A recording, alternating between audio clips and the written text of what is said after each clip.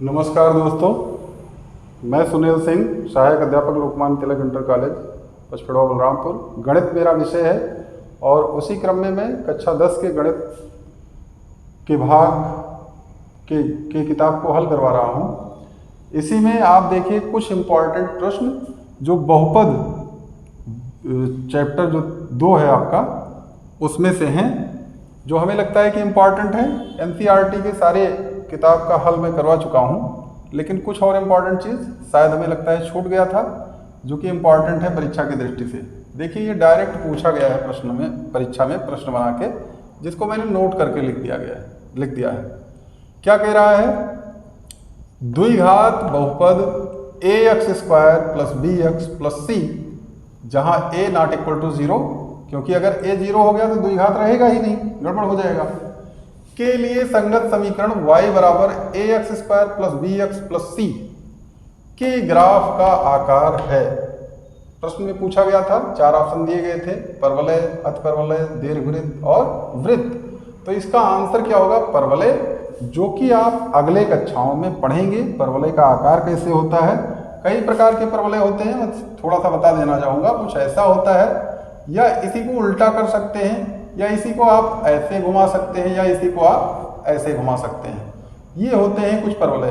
पहला परवलय, दूसरा इस टाइप का, तीसरा इस टाइप का और चौथा इस टाइप का। ये आप अगली कक्षाओं में पढ़ेंगे। तो इस तरह से ये जो द्विघात समीकरण का मानक रूप है, उसके द्विघात बहुपद का मानक रूप है, इसके लिए जब संगत समीकरण बनाया जाता है तो ये क्या बताता है? परवलय को। आगे आइए कुछ प्रश्नों को देख लेते हैं, जो कि उत्तर प्रदेश बोर्ड परीक्षा में पूछे गए प्रश्न हैं। ये प्रश्न 2024 में पूछा गया है, ये भी प्रश्न 2024 में पूछा गया है, ये भी प्रश्न 2024 में पूछा गया है, और ये 2019 में पूछा गया है, 2019 में 2019। तो देखिए, समझते हैं। कह रहा है बहुपद इतना, यानी 3x² + 5x - 2 के शून्यकों का योगफल ज्ञात कीजिए। तो देखिए, योगफल कैसे ज्ञात करते हैं? एक तो तरीका ये है कि भाई 3 दूनी 6, आप गुणा करने पर 6 आए, जोड़ने पर 5 आए, ऐसे दो संख्याएं ले करके इसका गुणनखंड ज्ञात कर लीजिए। उसके बाद हल करके जो आंसर आए x का, उसको जोड़ लीजिए, लेकिन वो पड़ जाएगा लंबा। इसके लिए आपको सूत्र बताया गया था, शून्यकों का योग बराबर -b/a। शून्यकों का योग बराबर क्या बताया गया था? शून्यकों का योग बराबर क्या था? -b/a। आप ध्यान से देखें और इससे तुलना कर लें, इस समीकरण से। तो a का मान 3 दिख रहा है, b का मान 5 और c का मान -2। तो देखिए, सूत्र में ही माइनस है और b की जगह पर कितना है? 5, a की जगह कितना है? 3। यही हो गया फटाक से उत्तर। आप उस तरह करते तो लंबा समय चला जाता। इसी तरह एक प्रश्न और इंपॉर्टेंट है जो मैं हल करवाना चाहूंगा। क्या लिखा गया है? एक त्रिघात बहुपद के अधिक से अधिक शून्यकों की संख्या क्या हो सकती है? तो ध्यान दीजिए, इस प्रश्न के माध्यम से मैं कुछ और बताना चाहूंगा। ये ध्यान रखिए, शून्य बहुपद के अलावा जो भी बहुपद होते हैं, लगभग उनके उतने ही शून्य होते हैं जितने घात का वो बहुपद होता है। जैसे हम बात करें अगर रैखिक बहुपद, तो उसके शून्यकों की संख्या अधिकतम कितनी हो सकती है? 1। द्विघात बहुपद के शून्यकों की अधिकतम संख्या कितनी हो सकती है? 2। त्रिघात बहुपद के शून्य कितने होते हैं अधिकतम? 3। चतुर्थ घात बहुपद के शून्यकों की संख्या कितनी हो सकती है? 4। इसी तरह से n घात के बहुपद के शून्यकों की संख्या अधिकतम कितनी हो सकती है? n। तो इस प्रकार त्रिघात बहुपद के शून्यकों की अधिकतम संख्या कितनी है? 3 हो सकती है। आप इसको चाहे हिंदी में लिख दीजिए, चाहे गिनती में लिख लीजिए, यही आंसर हो गया। आंसर क्या आएगा? 3। आप ऐसे भी लिख सकते हैं, 3। अब देखिए, अगला प्रश्न है, ये बहुपद दिया गया है 3x² + 11x + 9 के शून्यकों का गुणनफल क्या है? तो देखिए, जिस प्रकार से आपने ये सवाल किया, उसी प्रकार से इसका अगर हम हल करना चाहें तो क्या करेंगे?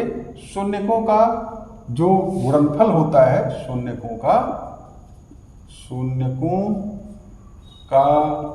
गुणनफल, मैं गुण लिख ले रहा हूं केवल, गुणनफल, चलिए पूरा लिख देते हैं, गुणनफल बराबर सूत्र क्या होता है, C बटा A। और C बटा A आप ध्यान से देखिए इस समीकरण को और इस समीकरण को, तो C की जगह पे जो आखिरी संख्या है वो 9 है, A की जगह पे कितना है 3, तो आंसर आ जाएगा 9/3 और 9/3 को हल कीजिए तो आंसर क्या आ जाएगा 3, जो कि इसका उत्तर हो गया। अब देखिए अगला प्रश्न, ये भी इंपॉर्टेंट है, 2019 में पूछा गया है। कह रहा है यदि द्विघात बहुपद k-1x² + kx + 1 का एक शून्यक -3 है तो दूसरे शून्यक का मान ज्ञात कीजिए।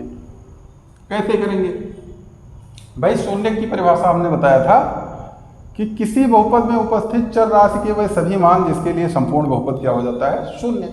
यानी अगर आप इस बहुपद में x बराबर -3 रख दें तो ये बराबर किसके हो जाएगा, शून्य के।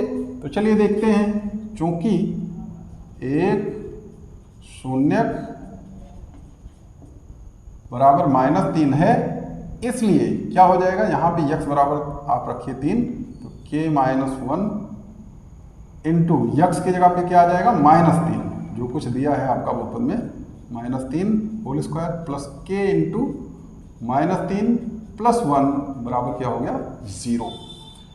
ये रखने पर अब देखिए यहाँ से आप k का मान बड़े आराम से निकाल सकते हैं और प्रश्न को आसानी से हल किया जा सकता है।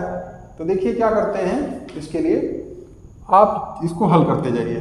देखिए क्या आ जाएगा, k-1 -3 का स्क्वायर प्लस 9 से गुणा कर दीजिए, 9k -9, 9 से इसमें गुणा कीजिए, 9k -9 प्लस माइनस सॉरी हो जाएगा -3k + 1 बराबर 0।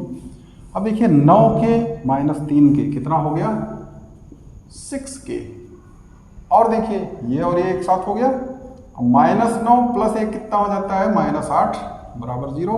इसी को और आगे हल कीजिए, इसको इधर भेज दीजिए तो 6k बराबर 8 आ जाएगा, माइनस से प्लस बन गया। अब ये देखिए गुणा कर रहा है, उधर जाके क्या कर लेगा भाग, तो ये हो जाएगा 8/6, इसको काट दीजिए 4/3, यही हो गया उत्तर। या इसको आप चाहें तो मिक्स फ्रैक्शन में भी लिख सकते हैं, मिश्रित भिन्न में 1 सही 1/3, जैसे 3 × 3 = 4, ऐसा भी लिख सकते हैं, ये भी आंसर हो सकता है। तो इस प्रकार से इस वीडियो के माध्यम से मैंने आपको कुछ इंपॉर्टेंट चीज़ें बताई जो कि कक्षा 10 के चैप्टर 2 बहुपद से संबंधित था। आप प्रयास कीजिए कि यार दोस्तों तक ये वीडियो शेयर करते रहिए ताकि उनको भी लाभ मिलता रहे। मिलेंगे अगले वीडियो में, तब तक के लिए आप चैनल को सब्सक्राइब करवाते रहिए, सब्सक्रिप्शन बढ़वाते रहिए ताकि मेरा भी मोटिवेशन होता रहे। वीडियो देखने के लिए बहुत बहुत धन्यवाद।